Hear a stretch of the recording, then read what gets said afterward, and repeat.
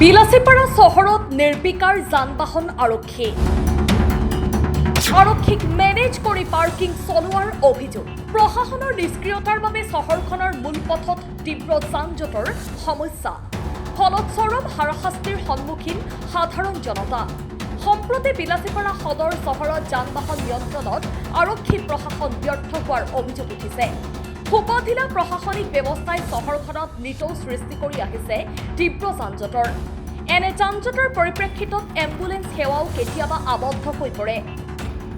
বিশেষকৈ গধুৰ যান-বাহন আৰু AS17C চিৰিজৰ অনুমতিবিহীন টেম্পোৱে যান-জঁটৰ সৃষ্টি কৰি অহাৰ অভিযোগ ৰাইজৰ। যান-বাহন আৰক্ষীক মেনেজ কৰি অবৈধভাৱে চহৰখনত প্ৰৱেশ কৰা এনে বাহনসমূহৰ বাবে চহৰখনত সৃষ্টি কৰিছে যান-জঁটৰ।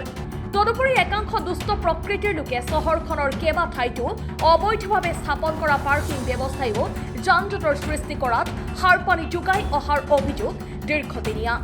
বিলাসীপাৰা যান-বাহন আৰক্ষীক মেনেজ কৰি চলি থকা এনে অবৈধ পাৰ্কিংসমূহ বন্ধ কৰিবলৈও প্ৰশাসনক দাবী জনাইছে।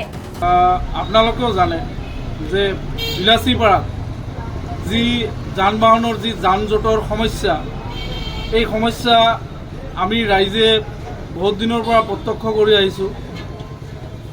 আমাৰ বিলাসীপাৰাৰ যি যান-বাহন আৰক্ষী প্ৰশাসন আছে, এই বিষয়ে সম্পূৰ্ণ নীৰৱ ভূমিকা পালন কৰি আহিছে, ব্যৰ্থ বুলিও ক'ব পাৰি। আৰু যাৰ ফলত আজি এম্বুলেন্স এখন এই যান-জঁটৰ সমস্যাৰ কাৰণে এম্বুলেন্স এখন 15 মিনিটকৈ ৰখি থাকিব লগা হয় জামত পৰি। আমাৰ যিবিলাক টেম্পু আছে, AS17C নম্বৰৰ যিবিলাক টেম্পু আছে, সেই টেম্পুবিলাক কোনো পাৰ্মিট নোহোৱাকৈ বিলাসীপাৰাত এটা চলাচল কৰি এটা যান-জঁটৰ সমস্যা সৃষ্টি কৰিছে। যিবিলাক গধুৰ আমাৰ যিবিলাক যান-বাহন আছে, সেইবিলাক ৰাতিপুৱা 8 বজাৰ পৰা সন্ধিয়া 8 বজালৈকে এইবিলাক চহৰৰ মাজমজিয়াত সোমোৱা নিষিদ্ধ আছে। কিন্তু তৎসত্ত্বেও আমি কিছুমান দেখা পাওঁ যান-বাহন, গধুৰ যান-বাহন, কেতিয়াবা বালি ট্ৰাক, কেতিয়াবা মাল কঢ়িওৱা ট্ৰাক, এইবিলাক বিলাসীপাৰা চহৰলৈ সোমায়, দিন দুপৰতে সোমায়। আৰু যাৰ ফলত আজি আমাৰ এম্বুলেন্সখন 15 মিনিটকৈ ৰখি থাকিবলগীয়া হয়। গতিকে এই বিষয়ে বিলাসীপাৰা প্ৰশাসন নীৰৱ কিয়? বিলাসীপাৰা প্ৰশাসনে এটা পাৰ্মানেণ্টলি কিবা এটা ব্যৱস্থা কৰিব বুলি মই বিলাসীপাৰা প্ৰশাসনক আহ্বান জনালোঁ। নহ'লে কিন্তু ৰাইজে সমস্যাৰ সন্মুখীন হ'ব। আৰু আমাৰ যিবিলাক ই-ৰিক্সা আছে, ই-ৰিক্সাবিলাক আগতে দেখিছিলোঁ যে ই-ৰিক্সাবিলাক আমাৰ কলেজ ৰোডৰ এই চাইডেদিহে অহা যোৱা কৰিছিল, যাৰ ফলত আমাৰ চহৰৰ মাজমজিয়াত গান্ধী চকত আমাৰ কোনো ধৰণৰ তেনেকুৱা সমস্যাবিলাক কম হৈছিল। কিন্তু আজিকালি আমি সোমাবই নোৱাৰোঁ। আৰু যেনেকৈ অবৈধভাৱে পাৰ্ক কৰি ৰাখে ই-ৰিক্সাবিলাক, তাৰ ফলত আমি চহৰৰ মাজমজিয়াত আমি সোমাবই নোৱাৰোঁ।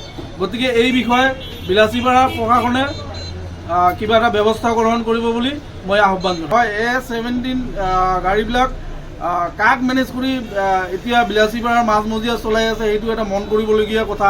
যদি কাৰোবাক মেনেজ কৰিছে, সিহঁতক সকীয়াই দিছোঁ।